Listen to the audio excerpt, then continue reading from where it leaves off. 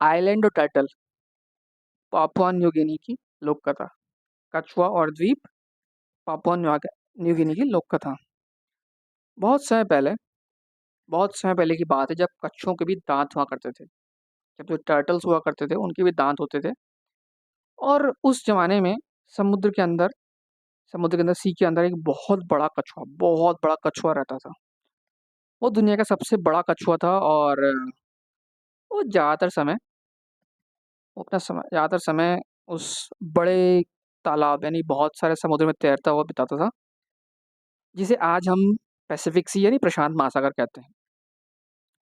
वो बहुत धीरे धीरे तैरता था, और समुद्र में रहने वाली मछलियाँ और पानी में उगने वाले पौधे और सागर के जो समुद्र किनारे पाने वाले चट्टानों में छिपे जो केकड़े होते थे उन्हें खाता था। वो विशाल समुद्र के एक किनारे से दूसरे किनारे तक ऐसे ही करके तैरता रहता था, बहुत स्लोली स्लोली, बहुत स्लो। वो पानी में रहता था, कभी पानी के सरफेस के ऊपर, कभी पानी के सरफेस के नीचे। पानी की सरफेस के ऊपर आकर वो बहुत ही साफ सुथरी हवा में सांस लेता था, और धूप की गर्मी के मजे भी लेता था। वो ऊपर आसमान की ओर देखता, दिन में उसे सूरज और रात में चंद्रमा दिखाई देता था। सागर के एक कोने से, मतलब समुद्र के एक कोस्टल एरिया से, मतलब एक कोस्ट से दूसरे कोस्ट तक उसे उड़ते पक्षी भी दिखाई देते थे। वो नीचे पानी में देखता था और गहरे समुद्र में उसे घना अंधेरा, बहुत खूब अंधेरा दिखाई देता था। कभी कभी कछुआ थक तैरते हुए थक जाता था, तो पानी के सरफेस पे नीचे आराम करने लगता था। लेकिन उसका मन चाहता था कि कितना अच्छा हो कि कहीं वह धूप की गर्मी में बैठकर आराम करे। मतलब उसे समुद्र की बजाय कहीं सतह पर तैर के आराम करना पड़े। वह सोचता था कितना अच्छा होता कि इतने बड़े समुद्र के बीच में जमीन का टुकड़ा होता जहां वो बैठ के आराम से आराम कर पाता। अभी क्या था कि उसे एक कोने से दूसरे कोने में जाना पड़ता था, समुद्र की सतह के लिए, मतलब कि कोई जमीन के लिए, या फिर समुद्र के नीचे जमीन में उसे पानी के बीच में आराम करना पड़ता। तो उसकी डिज़ायर थी कि भाई कोई जगह होती बिल्कुल बीचों बीच, तो उसको जो है आराम करने के लिए जगह मिल जाती। समुद्र के अंदर एक बहुत नीचे कछुआ तैरकर जाया करता था। वहां पे एक गुफा थी, बहुत छिपी हुई गुफा, जहाँ पे एक आदमी रहता था। उस बड़े से समुद्र के अंदर, समुद्र के बहुत नीचे एक गुफा थी जहाँ पे एक आदमी रहा करता था। बड़ी अजीब बात है, एक आदमी वहां रहता था। वो अकेला ही था। उसकी न पत्नी थी न बच्चे, और इतने बड़े सागर में वो बहुत ही गुफा में बिल्कुल अकेला था। समय बीतने के साथ, टाइम बीतता गया, अकेलापन उसे भारी लगने लगा था। अकेलेपन से वो घबराने लगा था अकेलेपन से घबराने लगा था। एक दिन जब कछुआ पानी में तैर रहा था, वो समुद्र के बिल्कुल बीच में पहुंच गया, जहां समुद्र के अंदर रेत का एक पहाड़ देखा। वो इतना ऊंचा था कि लगभग पानी की जो सरफेस थी उससे ऊपर उठा हुआ था। हम्म अगर मैं थोड़ी रेत और थोड़े पत्थर लाकर इस पहाड़ी पर डाल दूं, तो जल्दी ही ये पानी की सतह से ऊपर आ जाएगी। जल्दी ही ये जगह पानी की सरफेस से ऊपर आ जाएगी।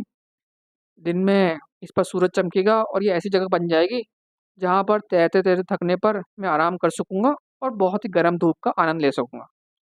बहुत ही गर्म जो धूप आएगी उसका मजे ले लूंगा। अब कछुआ जो है समुद्र के दूसरे जो है पार्ट में, समुद्र के तल पर गया, यानी कि समुद्र के सरफेस पे गया, मतलब नीचे जमीन पर गया। हाँ, वहां पर उसने रेत और बहुत सारे पत्थर खोद डाले, और उन्हें उठाकर पहाड़ी पर ले आया और उस पर उसने डाल दिए।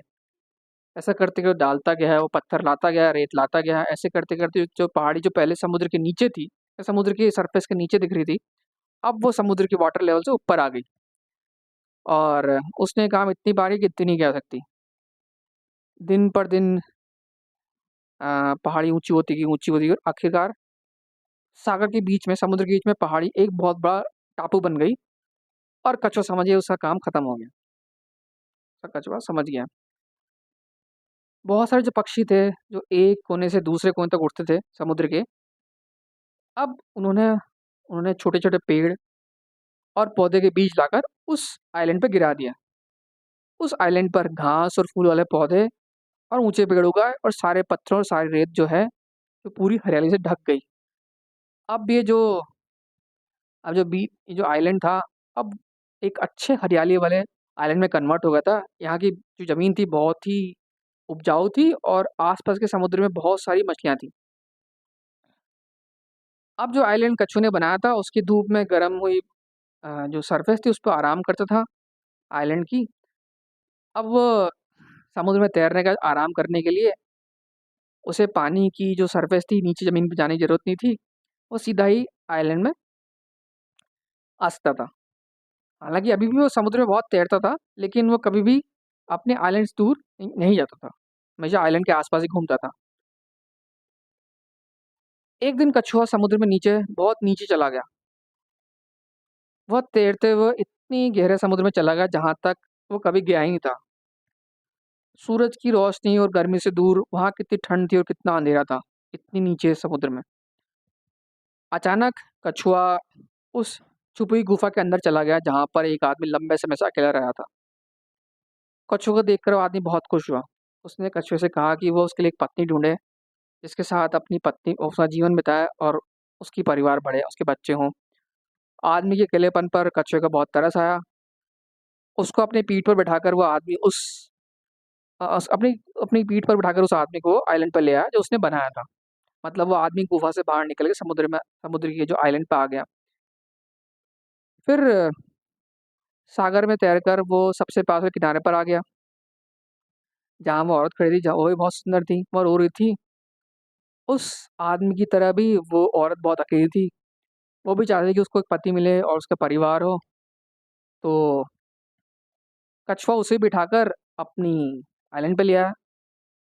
मतलब ये हुआ कि कछुआ सबसे पहले समुद्र में नीचे गया, उस अ, उस आदमी को वो पहले आइलैंड पे लाया। उसके बाद उसने उस आदमी की पत्नी ढूँढने के लिए सागर का जो किनारा था, दूसरा किनारा वहाँ पर गया, वहाँ उसे एक औरत मिली, जो भी अकेली थी। तो उस औरत को बिठाकर वो आइलैंड पे ले आया और वहाँ पर आने के बाद उस आदमी उस औरत की शादी हो गई और वो दोनों मिलके उस द्वीप पे रहने लगे, उस आइलैंड पे रहने लगे। वह हँसते, समुद्र के पानी में खेलते, कभी-कभी आपस में झगड़ते, लेकिन उन्होंने अपनी ज़िंदगी में जो खुशी है उसको कम नहीं होने दिया। उनके बच्चे हुए, सुंदर बच्चे हुए, उन बच्चों के भी बच्चे हुए और इस तरह से वो द्वीप लोगों से भर गया। वो सब खेती करने लगे, उन्होंने घर बनाए और वो समुद्र के किनारे मछलियाँ पकड़ते। और जैसे-जैसे टाइम बीतता गया, ऐसे-ऐसे टाइम बीतता गया, जो आइलैंड उस कछुए ने बनाया था, उसको लोग न्यू गिनी के नाम से जानने लगे। उसको लोग न्यू गिनी के नाम से जानने लगे। उम्मीद है आपको ये कहानी पसंद आई होगी और आपने इस कहानी से क्या कुछ सीखा है, मुझे कमेंट बॉक्स में बताइए। मैं आपके लिए आगे भी ऐसी कहानियाँ लेके आता रहूँगा।